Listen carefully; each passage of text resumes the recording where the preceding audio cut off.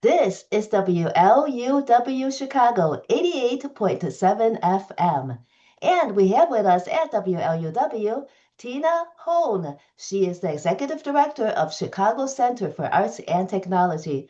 Welcome, Tina. Thank you so much for having me, Trudy. First of all, Tina, tell us the mission and the vision of CHICAT.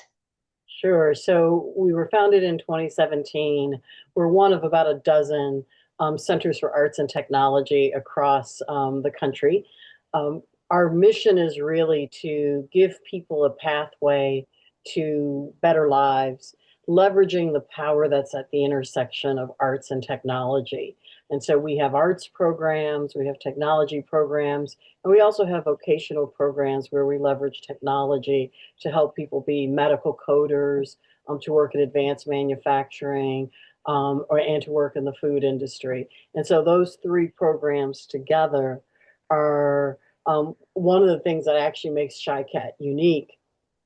There are lots of workforce development programs, there are arts programs, and there are tech programs, but there are few, if any, that combine the power of those three elements and braids them together.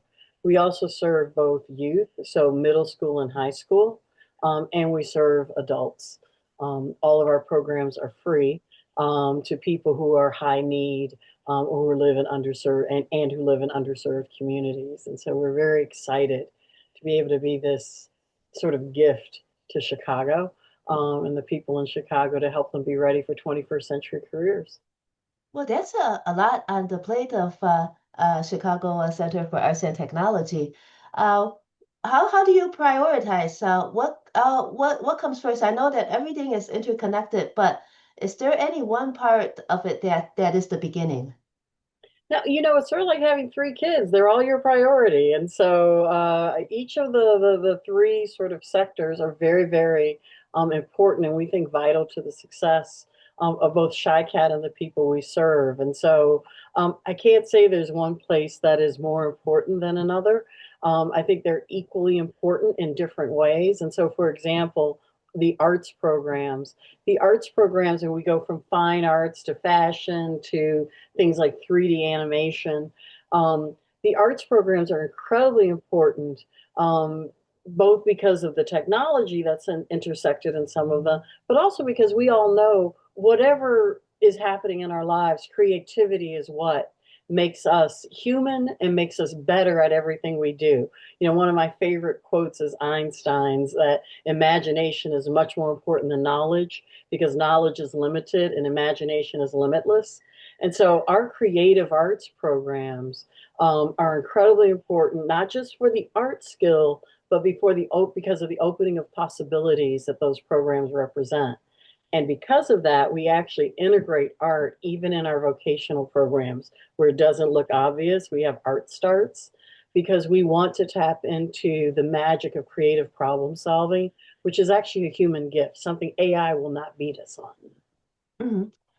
Well, for Einstein, I'm sure that many of his the knowledge that he came up with that he gave to the rest of us started with imagination. He imagined what if, and then found the logic behind that what if. Yep. Yep. And that's so I'm inspired by him every day when I come to work. And the other person I'm inspired by is Leonardo da Vinci. Everybody thinks of Leonardo da Vinci as an artist. Leonardo da Vinci was actually an engineer. And the reason he was such an incredible engineer and such a creative and visionary engineer is because of his artistic skills, because of his creative heart and mind. And so it's at, again, the intersection of arts and technology is where I think the magic happens. And we are increasingly really identifying those spots and then amplifying them. Are all of the people that you help, are they all involved in art somehow? Do you train them in technology? How does the service work? So again, it's a lot of intersectionality. And so one of the things I've been the executive director for about a little more than 6 months. And one of the first things I decided to do was to break the silo between arts on one side and vocational programs on the other. Mhm. Because what we had done, we had youth arts and adult vocational. And adults need arts and kids need vocational. And so we broke down those barriers. We brought on a wonderful bridge on our team who you'll meet, Matthew, who is both an artist and a tech geek guy. And so we've been able to like really build the bridge across arts, technology, and the vocational programs. But no one escapes arts. We walk into one of our founding principles is creativity fuels enterprise. Creativity is at the heart of everything we do. And so no one escapes, no one comes into CHICAT or leaves CHICAT without being exposed to arts and having their creative spirit fed. The art that arises out of these projects, how are they promoted? Do you help? Does JICAT help introduce the works to galleries and other presentation places, or how do you connect with the presentation places Sure. where No, they and may this be? Yes. is another sort of opportunity that when I joined ChiCat, we have a gallery. We have a beautiful gallery. And it had been used on a sort of a small scale of showing our student work, and some of our student work is incredibly impressive. And I don't know if you've ever been to ChiCat, you really must visit and see our gallery. But one of the staff members who, Edie ain't she is going to get a Nobel Prize in art. She is so amazing. And so I actually asked her to sort of take more of a leadership role on the gallery, and which she's of course jumped into fully. We believe that gallery can be a place not just for displaying art, but for empowering community. Mhm. And so many of the artists that we work with don't typically have a chance to display at some of the higher end galleries. Mhm. And our gallery looks like a high end gallery. And so we are increasingly soliciting and sending out calls for artists. I'm not an artist, so I'm going to say it wrong, but we have a call out now, for example, for Latino Heritage Month. We have a call out to Latino artists to hopefully bring their work to display, and we'll have a big reception and invite everybody we know, and so they can both display their art, and then we'll allow them to make the relationships they want. I'm not an art broker, but that they can display the arts and people can be exposed to their work in ways that they may not typically been able to do. So yes, we want to bring more artists in. And yes, we also wanted to be a community activation point. Some of the other ideas we have is, for example, not this year, but perhaps we'll do something for Breast Cancer Awareness Month. And we'll have breast cancer survivors sort of display their art because their art is a therapy. Excuse me. And so lots of people use art to get through a crisis of a cancer diagnosis. And then we could have the mammogram bus there to help people. Excuse Mhm. me, That's okay. I'm having a choking fit. When the artists, like for instance, your the Latino artists come in, and then do some of the artists that come in from that are non-Shicat, do some of them eventually become instructors at the Shicat when the connection is right? We certainly have made that happen. We had someone display a magnificent piece of art at one of our our Women's History Month event, and she ended up teaching fashion this summer. And it was incredible. I mean, her piece of art, she is Korean American, and it was a dress similar to the traditional dress that Korean women wear. And if you know anything about the history of these dresses, there was actually some stories behind why Korean women wore these dresses in a way that concealed whether they were um, with child or not. And anyway, the whole story became part of the artwork. And then having her with her amazing skills then come and teach in the summer, I think was a wonderful opportunity for our students. Wow. What are your classes like? Are they so the classes are free? The classes are free to people who meet the income qualifications. If you can pay for them, we want to give a gift to people who would otherwise not have access to these types of opportunities. I got it. Um, and so we look for people living in underserved community who are under resourced. Where we're located, we have a particular interest and commitment to North Lawndale, Little Village, and Pilsen, Uh, but we don't turn anyone away. We want to, if people are in need and they want their lives enriched by the programs we offer, we will absolutely allow them to be part of our organization. when on your website you mentioned that you help the adults in transition. Who do you mean by that? So it's adults who are out of work, Uh, returning citizens, uh, people who may have never worked and are now trying to work, so new arrivals, immigrants. mhm, So people who are sort of not have faced challenges, either because again, first time trying to get a job in the U.S., dealing with a criminal record, or maybe had a rough history. Sometimes you're not in the right seat on the bus and you don't have a chance to excel. And so we make sure that, we try to give people a leg up who otherwise would be left out and left behind. And that's one of the other things that's important about our work, particularly our vocational programs. It's not just the training in the program. We also do employability skills. We help people make understand how to present themselves. We're working to strengthening the muscle of the transition from our programs into jobs. I don't want to overpromise that we help people get jobs because it's hard, but I know that when you leave us, you will not only have the skill and the required certifications, we will have done mock interviews, we would have looked at your resume, we would have helped you make a LinkedIn page, we've shown you how to find jobs online. We've done everything we could to make sure that you're able to go out into the marketplace and look for a job. do you ever help the homeless artists? Because we do know of artists that are homeless. They would certainly never be turned away because of their housing insecurity status. We actually have not, and again, it's in the changes that I'm making within CHICAT, we actually now ask that question on our intake form, right? Are you, do you have housing? Are you couch surfing? Because sometimes homelessness doesn't look like just you're out in the park.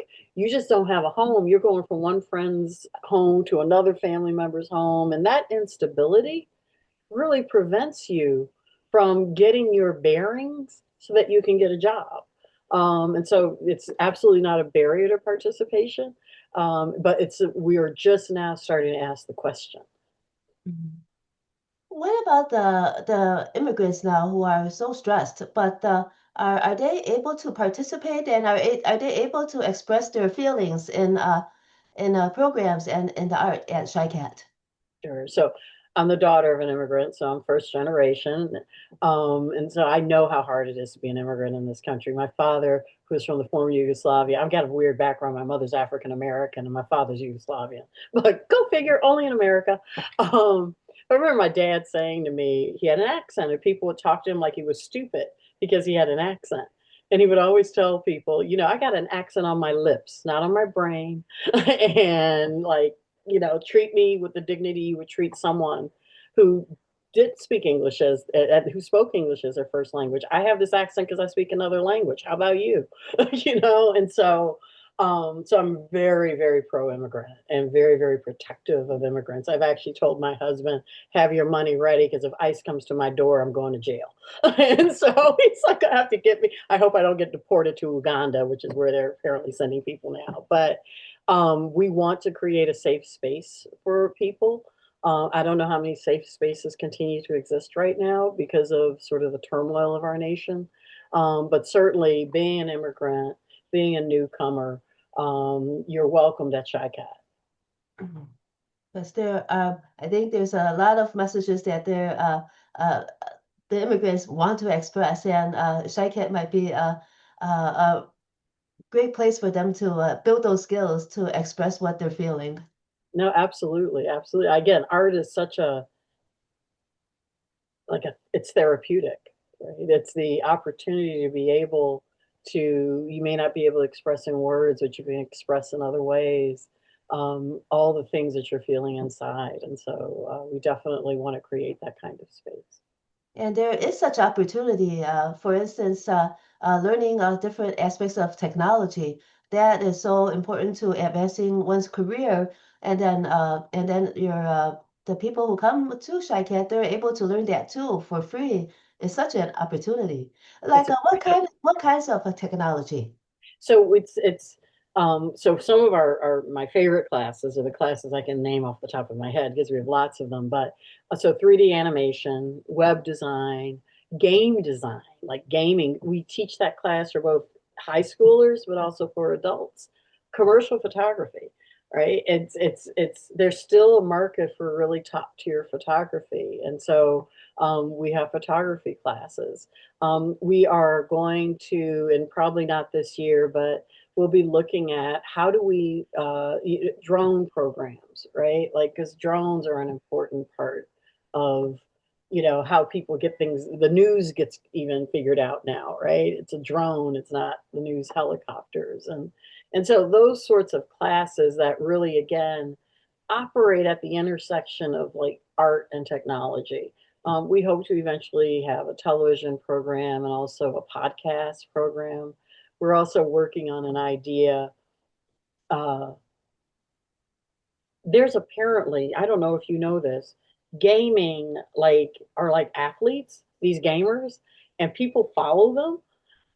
And it's literally like being a professional physical athlete, but you're a professional gaming athlete. Mhm. And the kids know this. I had no idea this existed. And so we're trying to put together a class to make sure to show our kids how to be sort of like these professional gaming athletes. And so we may not pull it off this fall. We're trying to, but it's definitely on our radar. So, like, how do you become a professional gamer? Because it's not different than wanting to be a professional basketball player. Mhm. And the physique doesn't matter that much, but it just have to have the will and the drive and the patience to learn it. And discipline. This is actually, I think my staff is tired of me hearing it. It's like, it's great to be sort of, um, you know, free spirited and all those things, but sometimes you actually just have to like grind it out and be disciplined. Right. And I think sometimes, but that may be the immigrant kid in me. So it's like you're gonna be disciplined, and we're gonna get through this in a way that will help you be successful in the long term. Mhm. What about the 3D technology? Do people who come in, do they know it? Do they have to learn it? Do you have classes for it? We do have classes for it. I don't know how to do it. Luckily, we have teams that do, but we have a range of 3D printers. And so people can do uh, actual classes on how to do 3D design, 3D sculpting. But we're also going to be launching an entrepreneurship program in the fall. And my hope is that some of our students will be able to build prototypes using our 3D printers. So it has, again, it's launching, it's going to be a new program, but the idea of being able to render your idea in 3 dimensions is something so new and really it's very cutting edge. At least for me, I think the 3D printers have been around a while, but when I see them going and I see the things coming out of them, I'm always amazed. So yeah, 3D printers are an important part of the work that we do. Who are some of your success stories? Without naming names, are there some that got jobs, some that became entrepreneurs, some that succeeded in some other way? So I don't know about entrepreneurs yet because we're just starting this and I haven't tracked. I'm sure we've had some entrepreneurs because that's inside of people. But some of two of my favorite stories just happened. We had a fashion design class. Now we don't have it right now, so I don't want everybody knocking down the door looking for it. But last year we had a fashion design class. Two of the students went on to college, and both of them got, if not full ride scholarships, really significant scholarships to study fashion design. Mm, And we interviewed them and I want to put it on the website, but the interview doesn't look so good. So I may have to have some of our artists make it look better, and then we can put it on the website. And then in our vocational programs, we have, quite a few people who are able to, particularly like the food safety program, go from getting the certificate, 5 certifications you get out of that program, and to be able to get jobs with the big companies in the food industry, which is a huge industry in Chicago. Of course, everybody loves to eat in Chicago. But no, but like like the companies, like all most of the major food companies in America are actually based here. So, and then the commodities exchange is about food and Mhm, grain sort of thing. mhm. And the skills that people learn here might even apply to the commodities exchange too. They're so Absolutely. versatile. I will, I haven't had a chance to build on my entire food industry pathway, which I've been obsessed with. I used to work at the YWCA, and we had a farm that I wanted to turn into this pathway. But there's so many jobs in the food industry, marketing, packaging. It doesn't have to just be the food, although product development, various things that help you make, food pretty and palatable. There's just so much stuff in the food industry. Transporting the commodities through the railroad stations. We're a railroad hub for the nation. And then, of course, trading on the commodities exchange. Pork bellies really are pork bellies, when they're trading them. And it's how our food gets paid for and sort of auctioned off. Mhm. Over here, it says that CHICAT is part of the network of Manchester Bidwell's National Center for Arts and Technology, NCAT. So, what is that all about? So the original Center for Arts and Technology was founded by this wonderful man named Bill Strickland. Mhm, He was from, a fairly tough neighborhood in Pittsburgh, and he believed that you could uplift people by creating joyous, beautiful spaces where they could learn both technical skills and arts. One of the things that he taught way back in 1998 was ceramics. mhm, And by bringing, again, the beauty of art to with workforce development programs, it just created opportunities for people to find their path. mhm. He was actually a MacArthur Genius Fellow because someone got word of what he was doing and he became a MacArthur Genius Fellow. And so he's an honorary member of our board. There are about 11 other shy cats, several in cats, several in Pennsylvania near Pittsburgh. There's a really cool one in the San Francisco Bay Area that focuses on film. The one in Connecticut focuses on biotech. They all sort of focus on their own agenda, if you will. Mhm. So there's that flexibility. But the one thing that we all have in common is this commitment to this intersection of art and technology. And what is the focus of CHICAT? Again, ChiCat's focus is to make sure people have the skills they need to succeed in the 21st century by focusing on, again, the intersection of arts and technology. And so, whether it's an arts program that uses technology, or a vocational program that uses technology, or a technology program that exists for the sake of existing, we have to make sure people are ready for this new age of work that is, driven by technology, moving fast, the power of artificial intelligence, demystifying it for people who are scared of it and don't even realize they're actually using it. All of these things are incredibly important as we move into, trying to create a level playing field for people to thrive in this country. What stage are participants in technology-wise when they arrive at CHICAT? Do they have some knowledge of it, or are most of them don't have much knowledge of technology at all? So the young people, so middle schoolers, high schoolers, they know technology. They can do anything on those phones. They don't know everything, but they already are not afraid of technology, so they can, grow probably a bit more easily. Some of the older people who come to our vocational programs really don't even have familiarity with Microsoft Office. And so we're even doing like sort of Microsoft Office boot camps. to make sure people at least know the basics of how to use Outlook, the calendar, Word, Excel. I won't even go as far as a PowerPoint, although I may. And so, but to be able to use the basics of Microsoft Office, there are studies that show just like one skill in Microsoft Office increases your earning power by a significant percentage. And so we have to make sure people like are comfortable with it. And it seems as if once you know one part of Microsoft Office, it's easier to learn the rest of them. Maybe. So I have a I need to take a PowerPoint class myself to make my PowerPoints more impactful. So I think that it's all we're all ready to learn and all should be open to learning.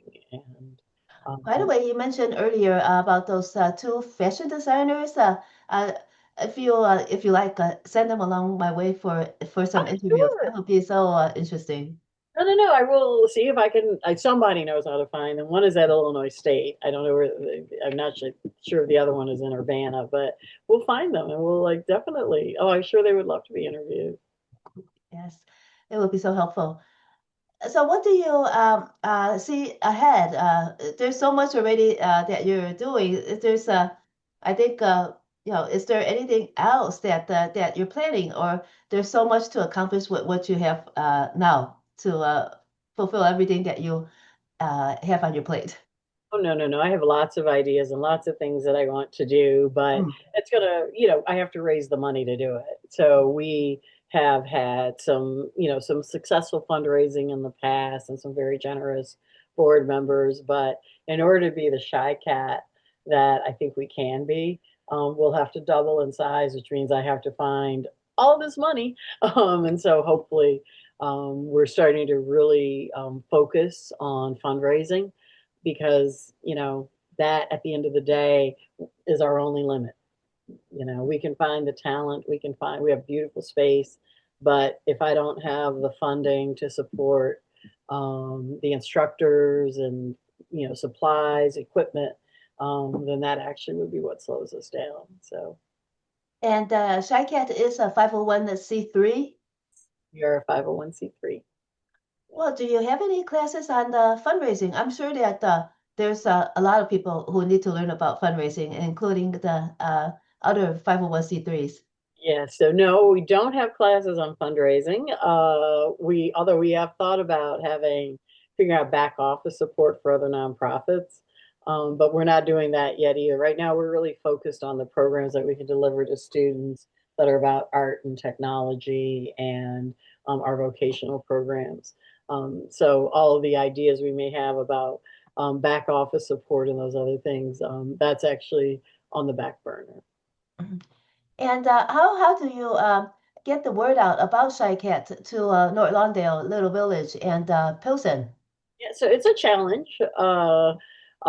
We have lots of great partners in the community. We also work with After School Matters, who is a wonderful partner. They help us recruit. We've gone out into Little Village and to North Lawndale in particular to build relationships with every school, every church, as many of the major organizations as we can find. We convened actually a breakfast for North Lawndale about a month ago.